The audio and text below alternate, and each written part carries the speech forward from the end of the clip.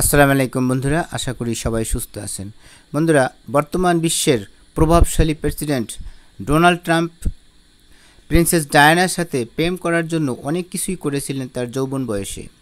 আজ আমি এই ব্যাপারে বিস্তারিত আলোচনা করতে যাচ্ছি।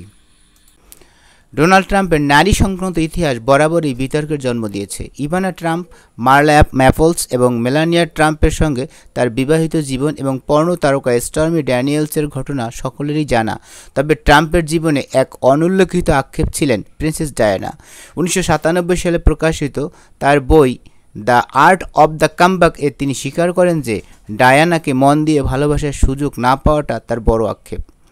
ডায়ানার সঙ্গে ট্রাম্পের সম্পর্কের সম্ভাবনা নিয়ে নানা খবর প্রকাশিত হয়েছে। বিশেষ করে 1996 সালে প্রিন্স চার্লসের সঙ্গে ডায়ানার বিবাহ বিচ্ছেদের পর ট্রাম্প নাকি তাকে সর্বশেষ ট্রফি হিসাবে পাওয়ার চেষ্টা করেন।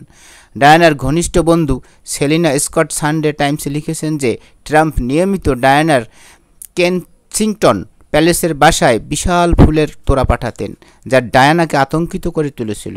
ডায়ানা স্কটকে বলেছিলেন ট্রাম্প তাকে অনুসরণ বা উদ্যক্ত করছেন বলে মনে হচ্ছে। 1997 সালে ডায়ানার মৃত্যুর পর ট্রাম্প তার ঘনিষ্ঠজনদের কাছে আবারও ডায়ানার প্রতি তার অনুরাগের কথা জানান। একই বছর হাওয়ার্ড স্টার্নের রেডিও শোতে তিনি বলেন সুযোগ পেলে তিনি ডায়ানার সঙ্গে শারীরিক সম্পর্কে যেতেন, তবে আগে এইচআইভি পরীক্ষা করাতেন। 2000 সালের আরেক সাক্ষাৎকারে তিনি ডায়ানাকে তার টপ 10 আকর্ষণীয় নারীর তালিকায় তৃতীয় স্থানে রাখেন এবং বলেন তিনি একটু পাগল ছিলেন, তবে এটা তেমন বড় ব্যাপার না, তিনি ছিলেন সত্যিকারের রূপসী নারী।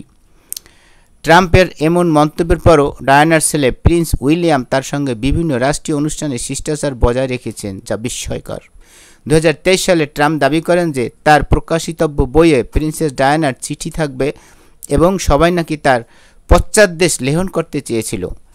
এর প্রতিক্রিয়ায় ডায়ানার ভাই চার্লস স্পেনার টুইট করেন যে ডায়ানা জীবিত থাকাকালীন ট্রাম্পের প্রতি তার মনোভাব ফেটে যাওয়া মলদ্বারের চেয়েও খারাপ ছিল। এই বিতর্ক সত্ত্বেও ডোনাল্ড ট্রাম্পকে যুক্তরাজ্যে দ্বিতীয়বার মতো রাষ্ট্রীয় সফরে আমন্ত্রণ জানানো হয়েছে। বন্ধুরা, আজকের ভিডিও এই পর্যন্তই। ভিডিওটি ভালো লাগলে সাবস্ক্রাইব করে আমাদের সঙ্গেই থাকবেন। পরবর্তীতে আবার নতুন ভিডিও নিয়ে আপনাদের সাথে কথা হবে।